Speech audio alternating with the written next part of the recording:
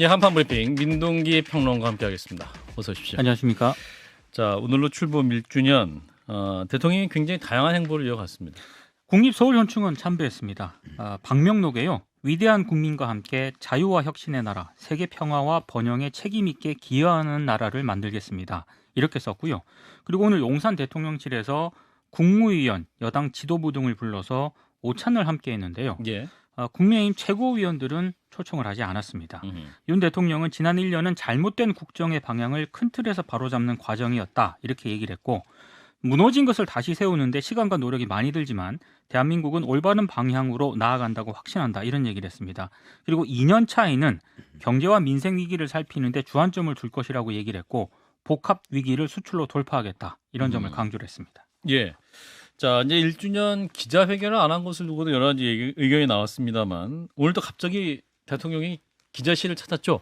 오찬 간단히 하고요. 그리고 이제 용산 어린이정원 한 바퀴 둘러본 다음에 이제 기자실을 찾았는데 예. 기자 한 명 한 명과 함께 악수를 했습니다. 그러면서 이제 1년 소회를 밝혔는데요. 여러분들이 1년 동안 많이 도와주시고 국가 발전을 위해 일하는데 좋은 지적도 해주시고 해서 여러분 덕분에 지난 1년 일을 나름대로 잘 해올 수 있었다고 생각한다. 이렇게 얘기를 했고 방향이 잘못되거나 이럴 때면 속도가 빠르거나 너무 늦다 싶을 때 여러분들께서 좋은 지적과 정확한 기사로서 정부를 잘 이끌어 주시기를 부탁드린다. 이렇게 얘기를 했습니다. 원래는 그 대통령실 관계자가 별도 질문을 받지 않겠다. 이렇게 얘기를 했는데 한 질문이 나왔습니다. 도어 스태핑이 없어져서 기자들과 관계를 많이 만든다고 하셨는데 이런 자리들을 자주 해줄 수 있는지 어떻게 생각하느냐 이런 질문이었거든요. 예. 열심히 노력하겠다라고 답변을 했습니다. 노력을 하시겠다. 네. 그럼 자리를 열심히 만들어 보시겠다. 만들어 보겠다라는 건지 예. 노력을 하겠다라고 하는 게 상당히 다양한 중의적인 해석이 가능하다. 네. 자, 일단은 야당의 평가는 어땠습니까? 좀 박할 수밖에 없을 것 같은데. 네. 민주당 이재명 대표는 축하보다는 고언과 비판을 앞세울 수밖에 없는 현실이 아쉽다. 이렇게 얘기를 하면서요. 경제는 추락하고 안보는 무너졌고 민생은 도탄에 빠졌다라고 비판을 했습니다. 근데 대통령은 1년 내내 전임 정부 탓, 야당 탓만 한다고 지적을 했고요. 이런 식이면 앞으로 4년 국정도 지난 1년의 실패를 되풀이할 가능성이 많다. 이렇게 지적을 했습니다. 박광원 민주당 원내대표는 대통령실 내각의 전면적인 인적 쇄신을 통해서 국정 동력을 되살려야 한다라고 일단 제언을 했고요. 예. 특히 야당 대표를 국정 운영 파트너로 인정하는 것이 정치 복원의 출발이라는 점을 강조를 했습니다. 그리고 윤 대통령에게 국정 운영 기조의 과감한 변화를 촉구하기도 했습니다. 예. 자, 한편 이재명 더불어민주당 대표 오늘 TK 지역을 방문했습니다. 문재인 대통령을 만나기도 했고 또 대구에서는 홍준표 대구시장을 만났네요. 재밌는 얘기를 많이 했더라고요. 홍준표 시장이 이런 얘기를 했습니다. 윤석열 정권이 대부분 정치를 잘 모르는 사람들이 대통령실에 있다. 민주당이 도와주셔야 나라가 안정된다. 이런 얘기를 했습니다. 두 분이 굉장히 분위기가 좋더라고요. 분위기가 좀 화기애애했고요. 예. 홍 시장이 집권 세력들이 정치에 노련한 사람들이 아니다. 민주당에서 대화와 타협으로 국정을 풀어나가주면 참 좋겠는데 지금 그게 안 되고 있으니까 참 안타깝다. 이렇게 얘기를 하니까 이재명 대표가 여당의 원로시니까 중앙당에도 그런 말씀을 해달라라고 얘기를 했고요. 여기에 대해서 홍준표 시장은 이야기를 하는데 당대표가 옹졸해서 말을 잘 안 듣는다. 이런 얘기를 했습니다. 상임고문에서 해촉돼서 이제 그 부분을 언급을 한 겁니다. 뒤끝이 있으신 건가요? 네, 그 부분을 언급을 하면서 예. 홍준표 시장이 내가 상임고문 해촉한다고 할 말 못할 사람은 아니다. 그분이 모르는 모양이다라고 얘기를 했는데 예. 이 이제 대화를 들은 이재명 대표가 예. 자신이 좀 말씀드리기가 좀 그렇다라는 게 다른 당 상황이니까요. 그런 얘기를 했고요. 예. 그리고 오늘 민주당 지도부가 문재인 전 대통령의 평산마을을 또 찾았습니다. 예. 평산 책방 앞에서 분홍색 셔츠 위 앞치마를 두르고 이제 문재인 전 대통령이 이들을 맞았는데요. 1일 책방지기 역할을 하면서 손님들을 맞았고요. 최고위원들도 책을 골라서 계산을 한 뒤에 기념 촬영 등을 하기도 했습니다. 예. 자, 일단은 대통령이 어제에서 오늘로 취임 1주년 메시지를 내놨는데 또 기자실도 깜짝 방문하기도 했습니다. 오늘 행보는 어떻게 평가하시는지 진 작가님. 일단은 그 두 가지 얘기지 않습니까? 외교 안보 분야 여기서는 이제 약간 자화자찬 모드고 엄청나게 그 표현도 굉장히 강하더라고요. 상상하지 못했던 일이 벌어진다라든지 엄청나게 어쨌든 본인은 그걸 굉장히 높게 평가하는 것 같아요. 예. 그 부분이 있고 내치에 관해서는 두 가지 얘기하는 거죠. 문 정권 탓하는 거고 지난 정권이 나라를 망가뜨렸다. 내가 다시 세우고 있다. 그다음 잘 안 되는 건 뭐냐면 야당 탓이다. 그게 이제 핵심적인 메시지인 것 같아요. 예. 자, 김 소장님은? 그러니까 뭐 사람한테 1,000억 원부터 시작해서 1조까지 하여튼 돈을 들여서 용산으로 옮길 때 1층에 기자실, 2층에 대통령실 얼마나 아름다운 풍경이냐라고 했는데 1년 만에 기자실을 방문하신 줄은 저도 오늘 브리핑 보고 알았습니다. 좀 놀라운 일이죠. 그러니까 뭐 도어 스태핑은 못 한다고 해도 가끔 이렇게 들러서 소통하고 이러는 게 원래 원칙이었던 걸로 알고 있는데 최근에 죄송합니다. 기자들 출입증도 바꿨다고 하더라고요. 옛날에 이제 같은 거였는데 기자들은 노란색으로 그다음에 대통령실 직원들은 파란색으로 해서 바로 이 피하 식별이 가능하도록 이 바꿔놓는 거. 그러니까 전반적으로 본인이 원래 계획하셨던 소통과는 좀 거리가 멀게 나가고 있는데 그런 점이 좀 안타깝다고 말씀드리겠고요. 저는 오늘 중앙일보 사설에서 했던 얘기 대통령 혹시 못 보셨을까 봐 꼭 한번 다시 말씀드리고 싶은데 대통령 스스로 어떤 나라를 만들고 싶고 무엇을 하고 싶은지 4년의 청사진도 함께 제시해 주길 기대한다. 그러니까 이제 보수 언론조차도 그러니까 1년 동안 뭘 했는지 모르겠다는 얘기를 고백을 하는 거거든요. 앞으로 남은 4년이라도 어떻게 갈지를 좀 말해달라는 이 외침이 전 되게 중요한 것 같아요. 그러니까 야당도 비판을 하려면 방향을 알아야 거기에 대해서 비판을 할 텐데 이제 그게 없으니까 제가 요미우리 신문 보고 비판하고 또 뭐 워싱턴 포스트를 보고 비판을 해야 되는데 대통령께서 뭐 기자회견 안 한다고 하시더라도 국무회의 등을 통해서 국정 운영 방향에 대해서 국민들에게 설명하는 자리는 좀 만들어 주셨으면 좋겠습니다. 예. 자, 이재명 대표와 홍준표 시장이 오늘 굉장히 분위기 좋은 상황에서 대화를 했는데 이 대화는 혹시 보셨어요? 기사로? 그 둘의 그 이해관계가 일치하는 거죠. 지금. 아, 예. 둘의 이해관계가 정확하게 일치하는 아, 겁니다. 어떤 이해관계가 왜냐하면 있을까요? 홍준표 시장. 시장은 지금 그 집권 여당하고 좀 거리를 두고 있잖아요. 상당히 비판적으로 예. 거리를 두고 있단 말이죠. 그러니까 이 관계를 펴는 겁니다. 이재명 대표가 가가지고 거기서 무슨 얘기가 나오겠습니까? 뭐 속이 좁대는 등 이런 얘기가 나오는 거죠. 그다음에 이재명 대표가 큰 그림을 갖고 갔다 홍준표 그렇죠. 시장에게. 일단은 뭐냐면 일단 현 정권이 사실 정권 운영 방식이 아마추어다 이런 거고 두 번째 대표가 속이 좁다 이런 거지 않습니까? 결국은 뭐냐 그 실제로는 나 같은 사람이 했어야 된다. 이제 이런 메시지가 됐고 두 분 중에 하나가 됐어야 됐다. 그러니까 자기가 이제 플랜 B로 확실하게 그 자리를 알겠습니다. 매김하는 그걸 하는 거고 그다음에 야당 제1야당의 대표가 방문해서 자기를 만나준 거 아닙니까? 그러니까 정치적 위상이 확 올라갈 수밖에 없는 홍준표 거예요. 시장 입장에서는 그렇죠. 기분 좋으시겠죠. 그렇죠. 네. 반면에 이재명 대표 같은 경우에는 문제는 뭐냐면 아니 대통령 만나달라는데 대통령이 안 만나주네. 그런데 딱 보니까 대체제죠. 대체제가 딱 되니까 일종의 무슨 영수회담이 일종의 그 B급 영수회담이 된 거잖아요. 이렇게 되니까 자기도 좋고 그래서 두 사람의 이해관계가 딱 맞아떨어져가지고 오늘의 이런 해프닝이 뭐 기분 좋은 장면인지 기분 좋은 장면인데 이런 장면이 연출된 것 같아요. 예, 아무튼 약식 영수회담 같은 B급이라는 단어는 이제 없애기로 하겠습니다. 홍준표 시장이 또 저희 방송 나오셔야 되니까. 자, 김 소장님은 어떻게 그렇게 보셨어요? 해놓고 예. 이상민과 함께 홍준표 시장과 함께 갈 수 있을지. 크리에이터와 함께. 예. 저는 그러니까 대구 경북 지역, 부산, 울산, 경남 지역이 지금 굉장히 흔들리고 있다고 봅니다. 그러니까 대구 경북 지역에서조차도 야 이대로는 아니지 않나 싶은 여론들이 지금 비등하고 있는 상태에서 민주당이 적기에 방문했다라고 생각하고요. 언제부턴가 이제 PK, TK에 대한 공세 즉 뭐 저희들끼리 동진 정책이라고 불렀었는데 이걸 조금 게을리했다는 생각이 드는데 이재명 대표가 또 고향이 안동이지 않습니까? 이럴 때 좀 적극적으로 가서 어필하고 대구 시민들에게도 인사를 드리는 건 뭐 민주당으로서는 당연한 일을 하고 있다고 보고 있습니다. 네. 이게 아니 그러니까 그런 거예요 지금. 당이 지금 어떻게 돼 있냐면은 자기 사법 리스크가 걸렸지. 그다음에 전직 대표는 지금 돈봉투 사건 걸렸지. 민주당 김남국 대표. 그러니까 뭔가를 만나서 이제 국면 전환을 해야 되거든요. 이슈 전환을. 그래서 이런 나름대로 빅 이벤트죠. 적어도 이렇게 하니까 어느 정도 이 부분이 보도가 되지 않습니까? 그게 더 강하고 아직까지 동진 전략 이거는 아직은 뭐 총선 때도 아니고 좀 그런 측면보다는 약간 국면 전환적 성격. 왜냐하면 그런 거잖아요. 정치인들이 갑자기 민생을 돌본다고 얘기하잖아요. 그 평소에 안 하던 짓 하는 거잖아. 정치인들이 민생하는 사람들인데 항상 뭔가 캥기는 게 있고 정치인에 대한 깊은 불신이 작가님이 이제 신문을 안 보셔서 그럴 수는 있는데 민주당이 민생 정책에 대해서는 꾸준하게 얘기를 하고 있습니다. 알겠습니다. 자, 일단 국민의힘 얘기로 넘어가면 6시부터 시작이 됐겠네요. 이제 국민의힘 윤리위 네, 김재원 시작됐습니다. 최고위원 그리고 태영호 최고위원 징계 논의가 이제 시작된 것 같은데 태영호 최고위원이 오늘 오전 10시에 사퇴 의사를 밝혔어요. 최고위원직에서 사퇴를 하겠다라고 얘기를 했고요. 예. 기자회견에서 발언을 했는데 그 발언을 잠깐 듣고 오시겠습니다. 예. 오늘 윤석열 정부 출범 1년을 맞아 저는 더 이상 당에 부담을 주고 싶지 않습니다. 저는 오늘 최고위원직을 사퇴하려고 합니다. 그동안의 모든 논란은 전적으로 저의 책임입니다. 저의 논란으로 당과 대통령실에 그리고 우리 당원들에게 큰 누가 된 점 진심으로 사죄드립니다.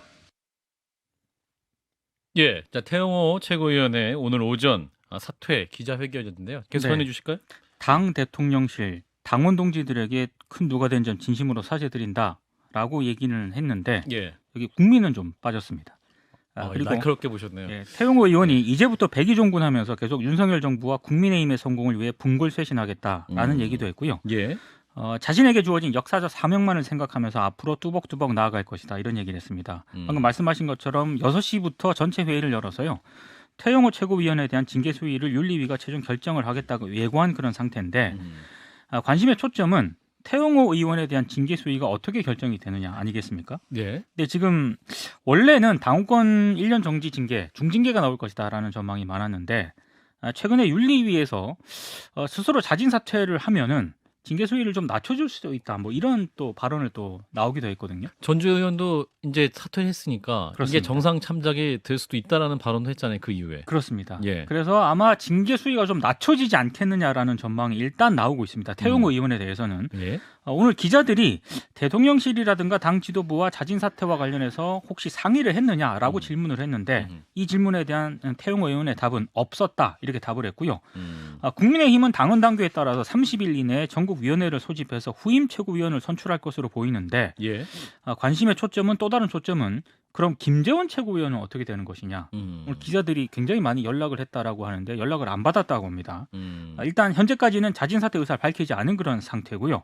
아마 태용호 최고위원이 자진 사퇴 입장을 밝혔기 때문에 굉장한 부담을 느끼고 있지 않을까. 김재원 최고위원이 그렇습니다. 예. 만약에 두 분의 징계 수위가 다 서로 정말 상이하면 그것도 정말 모양이 이상하게 되는 거죠. 이상할 수밖에 없을 그렇습니다. 것 같은데. 예. 예. 자 어떻게 볼까요? 태영호 의원의 속내. 네, 김재현 최고위원 같은 경우는 그쪽에서 버리는 카드예요. 아 그는 버리는 카드가 어차피 중징계입니다. 너무 확정해서 말씀하지 마시고. 아니야 실제로 그렇게 왜냐하면 예. 나는 원래 생각은 뭐였냐면 김재현 최고는 중징계해서 공천 안 주고 예. 태영호 의원은 그래도 경징계해서 공천을 주려고 음. 했는데 좀 분위기 전체가 안 돌아가니까 아. 둘 다 중징계하겠다 나온 거 아니겠습니까? 예. 결국은 제가 어제 말씀드렸잖아요. 최고위원 사퇴하는 걸 퉁치자. 그다음에 경징계 때려서 공천을 주자. 그러니까 네가 최고위원 사퇴하면은 공천은 주겠다. 이거거든요. 청와대랑 예. 얘기가 된 거고 그래서 지금 그 시나리오대로 가는 거예요. 근데 이제 김재현 최고위원 같은 경우 자진 사퇴를 안 했잖아요. 예. 그러면 그러지 않아도 이미 뭡니까 중징계가 얘기가 되고 있기 때문에 예. 중징계가 되지 않을까 싶어요. 예, 일단 어떻게 결과 나올지는 우리 진 작가님의 예언이 맞을지. 자, 김 소장님은 이 예언 어떻게 판단하세요? 제가 뭐 누차 말씀드렸습니다만 태영호 최고위원 같은 경우는 대통령의 복심으로서 대통령 하고 싶은 말을 격한 언어로 했을 뿐인데 칭찬할 수 없었던 사람이라고 이야기를 해서 경징계가 나올 거라고 했는데 이진복 수석과 녹취록이 터지면서 문제가 된 건데 이건 이제 그러니까 김기현 지도부가 아니라 윤석열 지도부죠. 윤석열 지도부와 딜이 된 겁니다. 그래서 제가 그러니까 지금 원래 말씀은- 8일에 징계가 제 예. 다 상상이죠. 예. 제가 하는 말은 다 제가 지원한 얘기입니다. 8일에 윤리에서 징계를 하기로 해도 이틀의 시간을 주면서 예. 갑자기 그걸 끝나고 나서 아유 뭐 최고위원직들을 물러나면 한번 좀 이렇게 고려를 하겠습니다라는 말을 퍼뜨려 놓고 태영호 의원이 거기에 맞춰서 최고위원을 나감으로써 징계 수준을 좀 낮출 텐데요. 일단은 이번 1심에서는 김재원 최고위원과 큰 차이가 안 나게 징계가 이루어질 것이고 재심 청구를 할 수 있죠. 윤리위에서 그럼 이게 한 논란이 한꺼풀 식은 다음에 2심까지 가서 최고위원 등 사퇴 등의 정상을 참작하여 등등등등해서 하여튼 적절하게 징계하고 내년에 출마를 강남갑에 할 수 있을지 딴 데로 갈지 모르겠지만 그런 정도의 딜은 이루어진 상태로 보아야 되고 딜은 역시나 최영호 최고위원이 들고 있다. 라고 제가 그냥 지어낸 얘기입니다. 부담스럽죠. 저의 상상으로. 부담스럽죠. 왜냐하면 태용호 의원이 했던 얘기가 너무 구체적이거든요. 이게 거짓말 꾸며낼 수 있는 거짓말이 아니에요. 근데 거짓말은 되게 추상적으로 꾸며야 되거든. 이랬다. 근데 그게 아니라 당신이 공천에 관심 있다는 얘기를 내가 들었다. 이런 얘기는 들어갈 수가 없거든요. 굉장히 구체적이기 때문에 아마 그들도 이진복 그 정무수석이 그 얘기를 했다라고 국민의힘 사람들도 속으로는 다 그렇게 믿을 거예요. 당연히 뭐 민주당 사람들 마찬가지고 국민들도 다 그렇게 생각하는 건데 예. 공식적으로는 지금 자기는 그런 말 한 적 없다. 태용호도 사실 내가 꾸며낸 얘기다 이렇게 처리가 된 거잖아요. 그렇죠. 그런데 만약에 공천을 못 받는다라고 한다면 다른 마음을 먹을 수도 있거든요. 그러니까 굉장히 부담스러운 거죠 그 부분이. 그래서 해결하는 방법은 바로 뭐냐? 결국은 최고위원 사퇴 그걸로 퉁치자. 그럼 우리가 경징계에서 공천은 받게 해주겠다. 예. 그 얘기란 말이죠. 근데 보면은 너무 뻣뻣하지 않아요? 아 태용 의원이 네, 지금도 4.3에 대해서 말이죠. 사과 안 합니다. 그리고 기자들이 물어보잖아요. 제주도에 가서 사과할 의향이 있습니까? 의향이 있습니까? 의향이 있습니까? 김재원 최고는 사실 망언한 것도 아니거든요.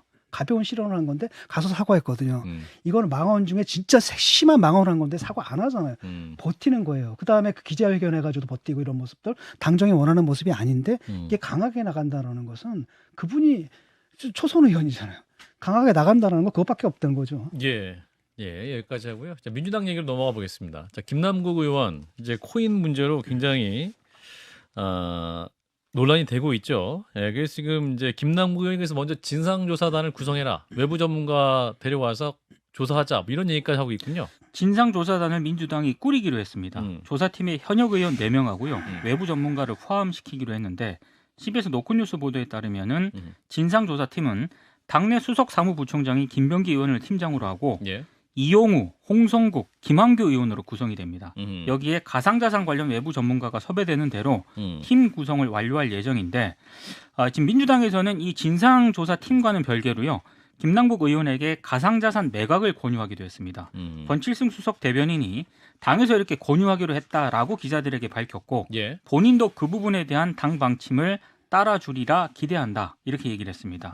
그리고 관련해서 민주당 최대 의원 모임인 더 좋은 미래가 지도부에 민주당 소속 의원 전원에 대한 가상화폐 보유 현황 조사를 요구를 했는데요. 예. 여기에 대해서도 권 수석 대변인이 의견을 소명을 했으니 그에 대해서 지도부도 적절한 검토가 있을 것이다 이렇게 얘기를 했습니다. 네, 이런 건데 민주당이 내년 총선 룰에 대해서 이제 확정을 했는데 또 그게 논란이에요. 진작가님도 오프닝에서 좀 말씀을 하셨습니다. 그러니까 하급심에서 유죄 판결을 받았거나 이후 상급심 재판이 진행 중인 경우에 부적격 처리한다라는 규정이 있었는데 예. 이 규정이 삭제가 됐다라고 합니다. 4년 전에 민주당이 21대 공천 룰을 만들었는데요. 여기 보면은 이 검증위가 후보자 심사에 있어서 뇌물, 성범죄 등 국민의 지탄을 받는 형사범 가운데 금고 이상의 형, 벌금형 등이 확정되거나 하급심에서 유죄 판결을 받고 현재 재판을 계속받고 있는 자, 그리고 뭐 음주운전, 병역 기피 등 공직 후보자로서 중대한 비리가 있다고 인정되는 자를 부적격 처리할 수 있다. 이렇게 규정이 되어 있었거든요. 예. 근데 이 규정에서 벌금형 등이 확정되거나 하급심에서 유죄 판결을 받고 현재 재판을 계속받고 있는 자라는 문구가 삭제가 된 겁니다. 그러니까 이 얘기는 좀 쉽게 말씀을 드리면 1심이나 2심에서 유죄 판결을 받았더라도 항소 상고에서 상급심 재판이 진행되는 중이라면 이 부적격 심사 대상에는 포함되지 않게 된다는 그런 얘기인데요. 예. 여기에 대해서 이제 일각에서는 아까 진중권 교수님께서 말씀을 하셨지만 이재명 대표가 현재 진행 중인 선거법 재판에서 1심 선고가 나와도 총선 출마에 문제가 없어지기 때문에 이거 혹시 셀프 구제 룰이 아니냐 이런 비판이 제기가 되고 있는 건데요. 민주당은 이런 지적에 대해서 반박을 하고 있습니다. 이번 특별당규에서 부적격 심사 대상을 이렇게 포괄적으로 규정을 했다. 그래서 벌금형, 금고형 이상으로 1심에서 유죄를 받은 자는 물론이고 부적격 사유에 따라서 징계를 받은 자도 심사 대상이 되도록 했기 때문에 이건 더 강화가 된 것이다라고 반박을 하고 있습니다. 심사 대상은 됐지만 그 인정되는 자 인정되는 자 그 판단 누가 하는 거 지들이 한다는 얘기예요.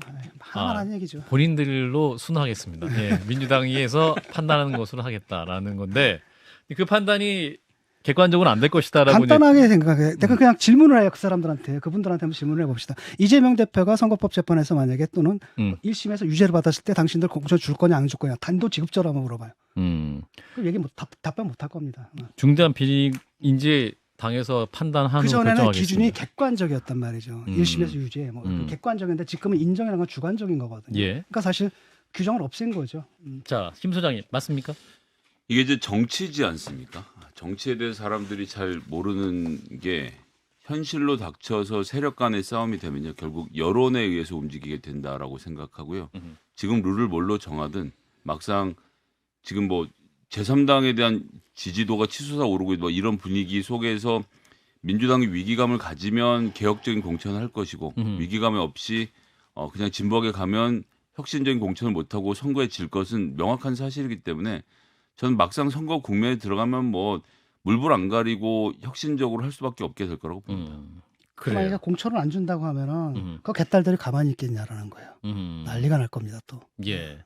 자, 김남국 의원 관련 민주당 진상조사단 꾸밀 예정인데 이 부분 어떻게 보세요? 좀 조사가 잘 될 수 있을까요? 짧게. 저는 불필요하다고 봐요. 불필요하다. 거래 내용만 숫자잖아요. 음. 숫자만 기자들한테 뿌리면 돼요. 검토해보라고. 끝. 뭐가 문제입니까? 뭐 이렇게 진상조사를. 그걸 셀프 조사가 될 수도 있거든요. 숫자 몇 개만 주면 되는 겁니다. 그거. 그러니까 윤희숙 의원이 그때 은행에서 뽑아가지고 거래 내역 있지 않습니까? 그거 다 기자들한테 뿌렸잖아요. 그 의혹에 가라앉았잖아요. 그것처럼 그냥 자기 거래 내용 숫자만 딱딱 제공하면 끝. 기자들이 딱 보면 이상한 게 있다 없다 지적할 거 아닙니까? 근데 그거 지금 안 하잖아요.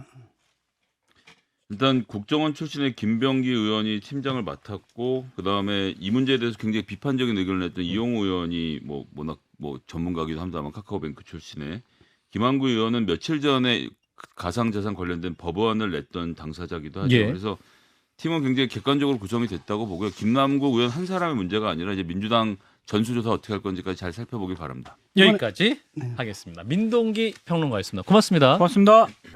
좋아요. 구독. 알림 설정.